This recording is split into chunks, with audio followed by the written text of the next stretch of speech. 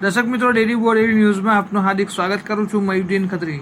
દર્શક મિત્રો, છોટાઉદેપુર બોડેલી હાઈવે પર જબુગામ અને મેરેગામ પાસે દારૂ ભરેલી સ્કોર્પિયો ગાડી પલટી મારી ગઈ છે. છોટાઉદેપુર એલસીબી પોલીસને એક બાતમી મળી હતી, જે બાતમીના આધારે પોલીસે કારનો પીછો કર્યો હતો, પરંતુ પોલીસથી બચવા માટે દારૂ ભરેલી કારનો ચાલક છે તે બેફામ દોડતો હતો અને રસ્તામાં એક ટ્રેક્ટરને પણ ટક્કર મારી હતી. ત્યાર પછી પોલીસથી બચવા જતાં કારના ચાલકે સ્ટીરિંગ પરનું કાબુ ગુમાવ્યું હતું અને કાબુ ગુમાવતા આ જે કાર છે તે સાઈડના ખાડામાં ખાબકી હતી અને પલટી મારી ગઈ હતી.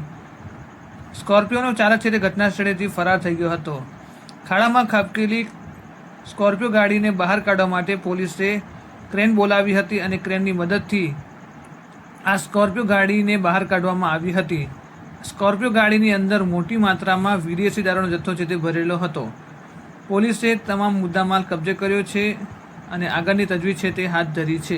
તમે જોઈ શકો છો દ્રશ્યોની અંદર હાઈવે ઉપર ટ્રાફિક જામ થઈ ગયો હતો. લોકોના જે ટોળા છે તે મોટી સંખ્યામાં ઉમટી પડ્યા હતા. કોઈ જાનહાનિના સમાચાર સામે આવ્યા નથી. પોલીસે આગળની તજવીજ હાથ ધરી છે. પોલીસ દ્વારા થોડીવાર માટે ટ્રાફિક બંધ કરવામાં આવ્યો હતો, કારણ કે સ્કોર્પિયોને બહાર કાઢવા માટે ક્રેનની મદદ લેવામાં આવી હતી અને કોઈ નુકસાન ન થાય તે માટે પોલીસે જે આ રસ્તો બંધ કર્યો હતો અને બંને બાજુ મોટી માત્રામાં વાહનોની કતારો લાગી ગઈ હતી. આખો વિડીયો જોજો અને વિડીયો પસંદ આવે તો લાઈક, ફોલો અને સબસ્ક્રાઈબ કરવાનું ભૂલશો નહીં.